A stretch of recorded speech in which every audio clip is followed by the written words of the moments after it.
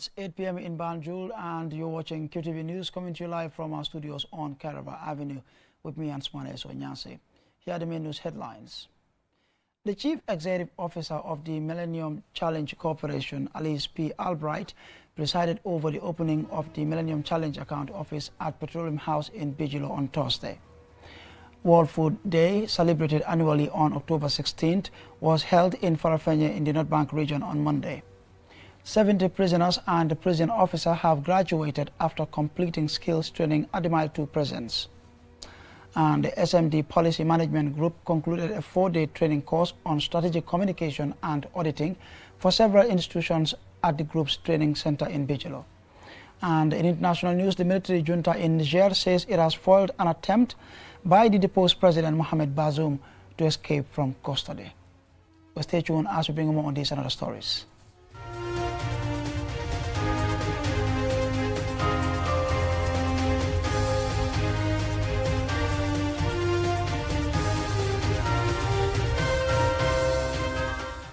And we now take a look at the news in detail.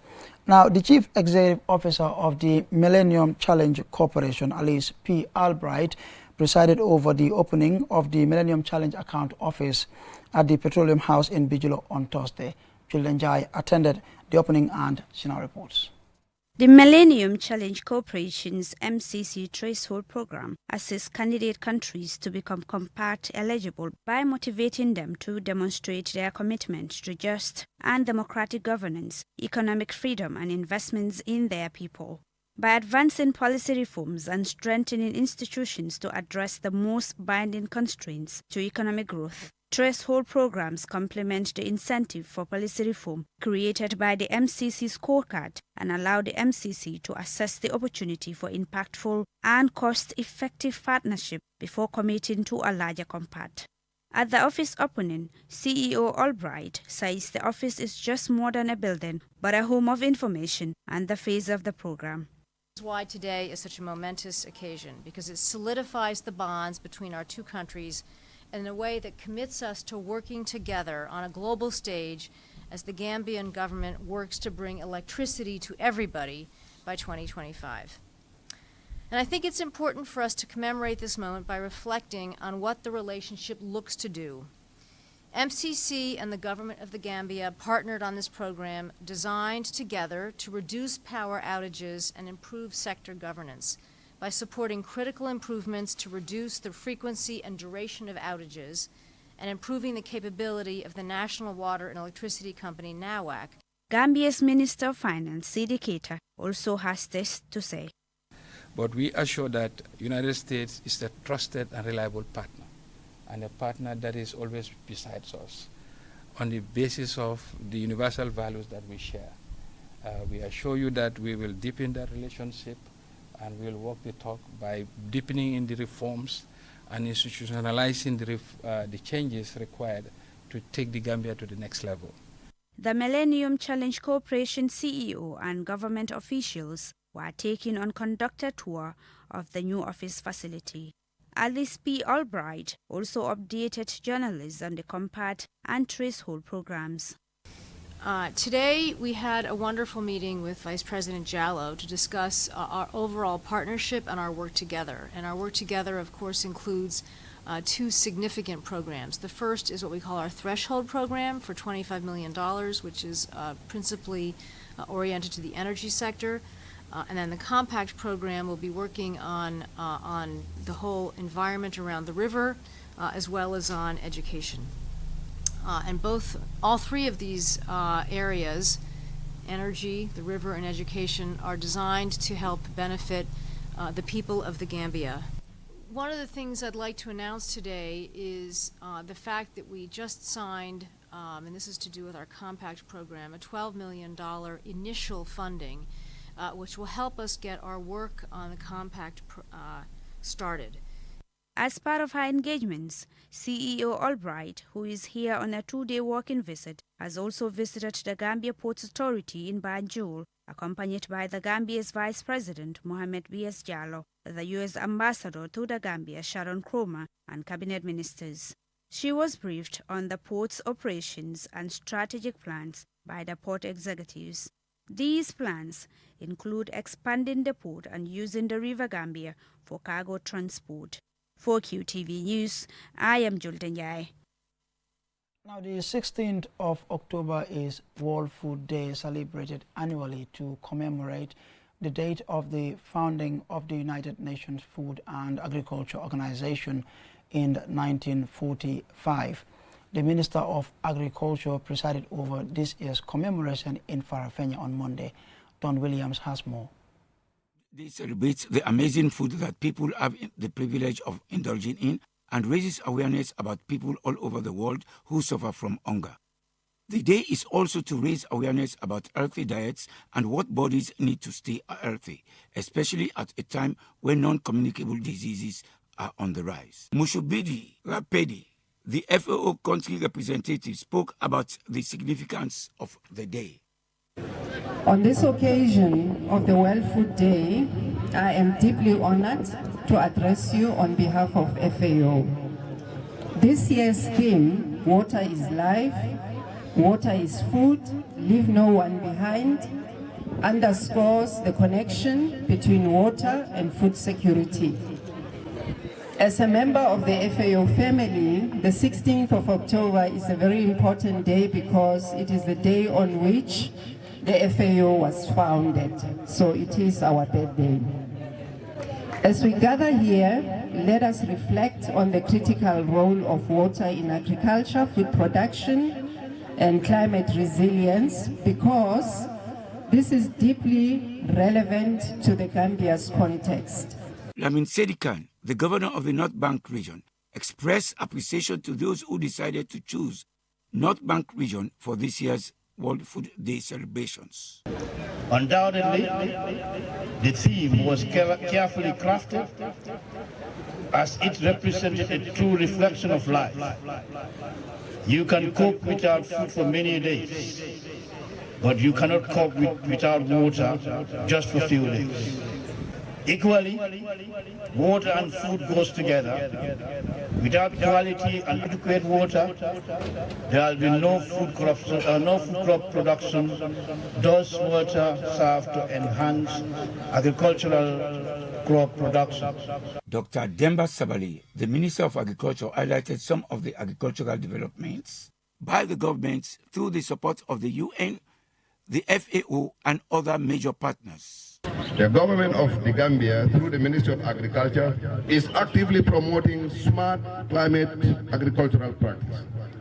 By this provision of seeds of early maturing field crops, use of conservation farming practice, agroforestry farming systems, access to affordable fertilizer, and promoting the mechanization with the distribution of tractors, power tillers, and light implements, emphasizing on land preservation and sustainable water use.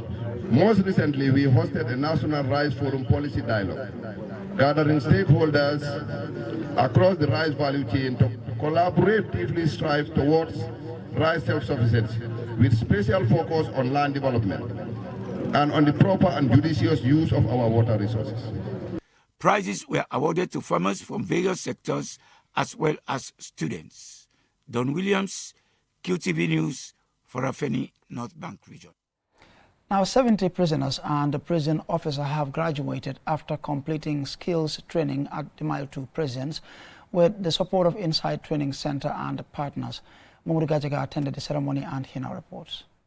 The graduates were trained in electrical, solar and satellite installation, tailoring, plastering and IT, amongst others. This is in line with the government's prison rehabilitation and security reform. Ansumana Mane, Director General at the Gambia Prison Service, underscores the importance of the training. We all know that one of our key mandates is rehabilitation of inmates, and this process has assisted us in training them to be better persons in society. However, back in 2016, when there were no skills workers like this, we used to hire someone from outside to do the work, which used to cost us huge amount of money at the end of services. We are now glad to say that all problems can be solved within the blinking of an eye. According to prison authorities, 278 inmates have graduated in skills training programs since 2012, and those who have graduated have become productive members of society. Ismaila Cisse, the principal of Inside Training Center, says they collaborated with partners to ensure that prisoners get skills and knowledge before they are released. Inside has graduated a total of 278 inmates from 2012 to date in different skills areas. Out of this number, only 22 are still in prison, 21 in Mile 2, and 1 in Janjanbureh. Most of the ex-convicts are either employed or self-employed. 3 of the former inmates are employed at Inside, 1 at managerial level, and the other 2 at supervisory level. Henrietta Sanko, MRC Holland's Foundation's country coordinator, applauds the transformation of Gambia's prisons since 2017. She added that those who graduated can share their experience with others once they leave prison.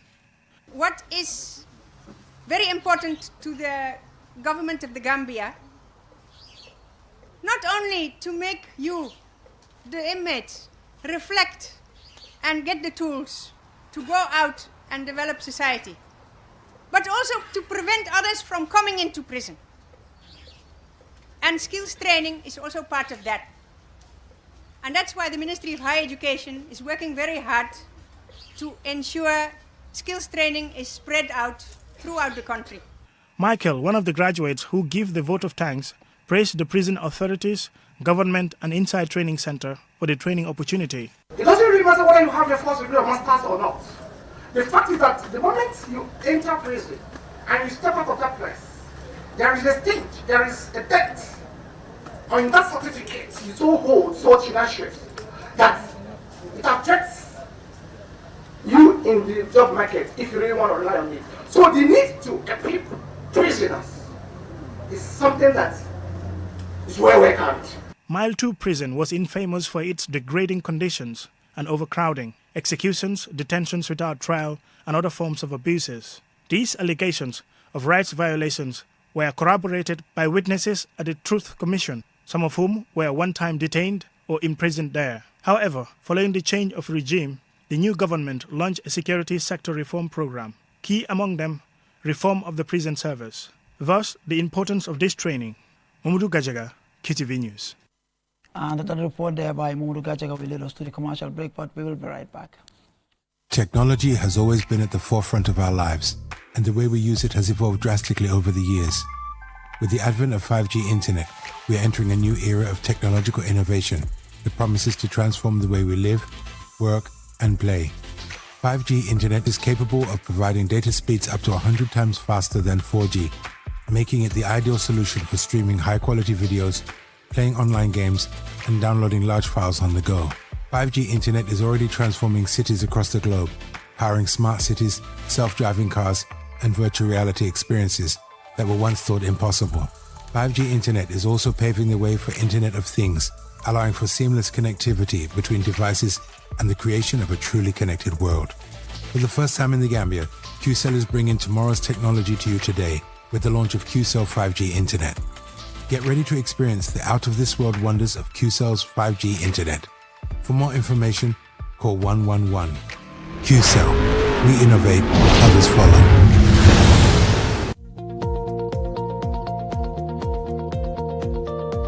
To make sure your company's products and services reach your potential customers, it is essential that you choose the right channel for your marketing purposes. QTV has the widest reach locally and beyond, and we can give your business the visibility it needs. Call QTV Marketing on +220 324 4444 or email us at marketing@qtv.gm and take your business to the world.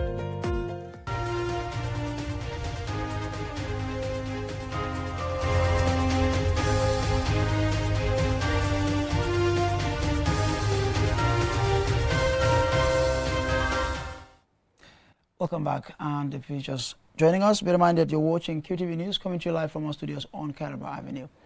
Now, a leading consultancy and a training firm, SMD Policy Management Group, concluded a 4-day training course on strategic communication and auditing for government institutions and beyond at the institution's training center in Bijilo. Jennifer Sonko tells us more. The training course is targeted officials from the Gambia's Ministry of Information, the Ministry of Gender, Children and Social Welfare, the National Audit Office and international participants. SMD comprises international experts with substantial experience in a wide range of development and management fields. Nabia Sow, a policy planning and program assistant with SMD Policy Management, elaborates on their objective.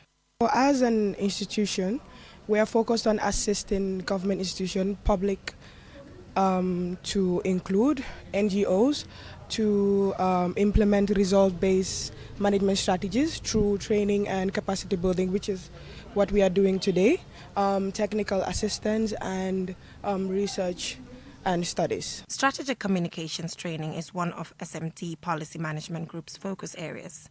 Strategic communication ensures the right policies are used to provide guidance for consistent information activity within an organization and between organizations.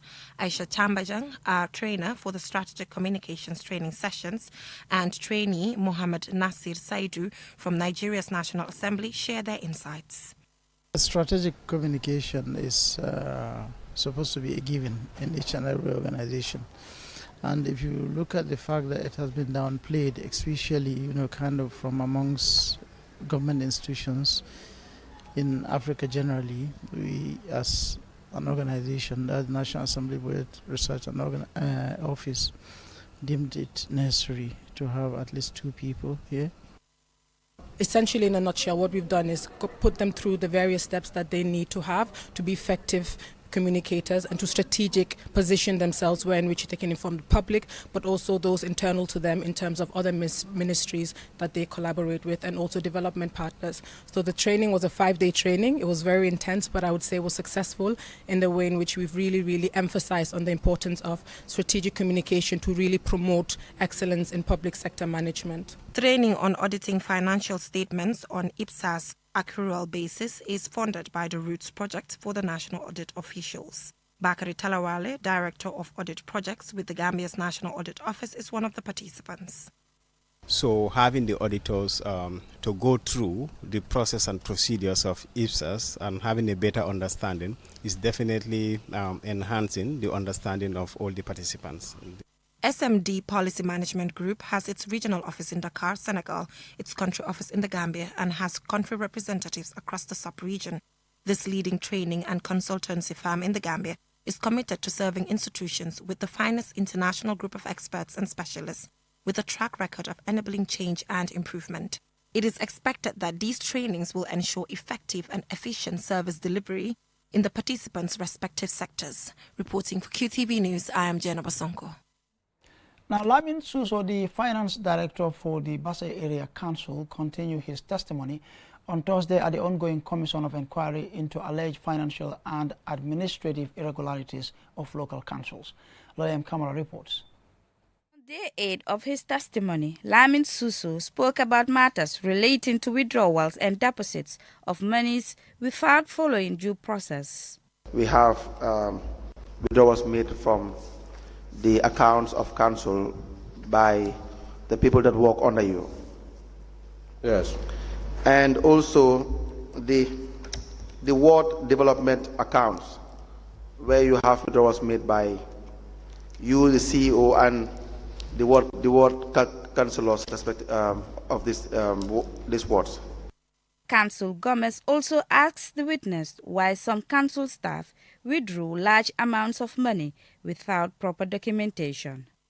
Yes, going through the marathon testimony that I did here. Yes. Based on that. Yes. I think I will agree that it is not prudent, and then it is life difficult to reconcile if the auditors are not patient with you. But if not, it can be reconciled and then justifications can be done. Mr. Suso further recalled some of the withdrawals made, which prompted Council Gomez to ask this question. So if you are employed as the finance director, will you allow anyone to come to your department and assume your role as the finance director? No. Exactly. So the issue of shared responsibility will be a non-starter. My question is, what will What will be the reason as to why the procurement officer will be dealing with finances, making deposits and withdrawals? Can you help us understand? What authority? Okay, like I said, the authority I know is Babal. Yes. I know this must be salary time. You can see it between 27 29. Yes. It's the responsibility of Ndaba, but if Jawana is free, then he step in for Ndaba so that... So he has no business with the accounts? No, he have no business to do. Mr. Suso was again asked to explain his reason for not providing monthly reconciliation transactions for the council in 2021 as required by the rules. Why is it important to have a monthly reconciliation?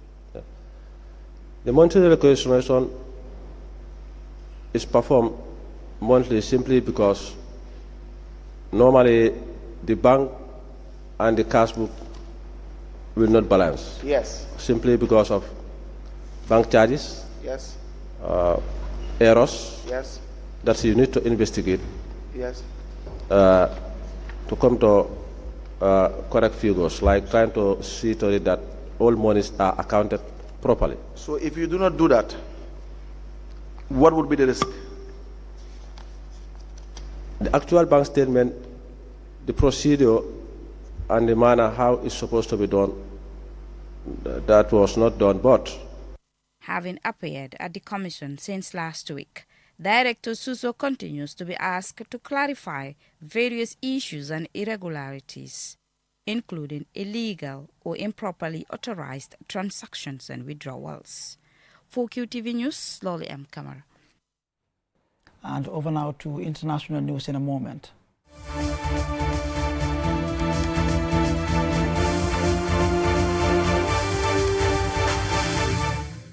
Now, the military junta in Niger says it has foiled an attempt by the deposed President Mohamed Bazoum to escape from custody. Bazoum, who has refused to officially resign, has been under house arrest with his wife and son since he was ousted in the July coup. More in this report. The military authorities say the attempted escape happened at around 2 a.m. GMT on Thursday. The plan involved Mr. Bazoum and his family, their cooks and security, getting to a hideout on the outskirts of the capital, Niamey, from where they would have been flown to Nigeria aboard 2 helicopters belonging to a foreign power, according to the military spokesman, who also denounced what he called Mr. Bazoum's irresponsible attitude. The main actors and some accomplices have been arrested and an investigation has been launched, the military source added. 3 months into the coup, the junta continues to ignore demands from several countries and organizations for the president's freedom. ECOWAS gave the junta an ultimatum to free the president and restore him to power or face military intervention. The deadline came and went, expiring on 6th of August without any change in the political situation. Meanwhile, the junta continues to consolidate itself in power despite the wide-ranging sanctions imposed on the country. The coup in Niger was one of 5 that swept across the central Sahel region over the last 3 years. The remaining civilian leaders in the region, fearful of being toppled themselves, sounded the alarm over the latest blow to democracy on the continent. One ECOWAS official described it as a coup too far, posing an existential challenge to the West Africa region and to ECOWAS. ECOWAS Security Chief Abdul Fattah Musa said there is a contagion, and if we do not determinately stop what has happened there, then which country is next? We are drawing the line in the sand. So ECOWAS cut off financial transactions, electricity supplies, and in a move particularly painful for landlocked Niger, closed its land borders, blocking crucial imports. It issued an ultimatum for the army to step down and ordered the activation of a standby military force, and said the body had agreed an undisclosed D-Day for a possible military intervention if diplomatic efforts failed. Perhaps we have not reached D-Day yet, but the junta has so far brushed off the threats and has gone on to form an alliance with fellow coupists in Burkina Faso and Mali and ordered the French out of the country. Regarding the ousted president, the junta has insisted that he would be prosecuted for high treason. International pressure to free Bazoum will likely gain fresh impetus, But at what price would the junta be willing to free him? For QTV News, I'm Mamadou Mbouch. And I'm afraid that's all about it for this bulletin. But before we take a leave of you, here's a recap for main headlines. The Chief Executive Officer of the Millennium Challenge Corporation, Alice P. Albright, presided over the opening of the Millennium Challenge office at the Petroleum House in Bijilo on Thursday. World Food Day, celebrated annually on October 16th, was held in Farafenni in the North Bank region on Monday. 70 prisoners and prison officers have graduated after completing skills training at the Mile 2 prisons. A leading consultancy and training firm, SMD Policy Management Group, concluded a 4-day training course on strategic communication and auditing for several institutions at the Institutions Training Center in Bijilo. And in international news, the military junta in Niger says it has foiled an attempt by the deposed president, Mohamed Bazoum, to escape from custody. That's all for this bulletin. Do join us tomorrow, same time for more news. Until then, on behalf of the entire production team, thanks for watching.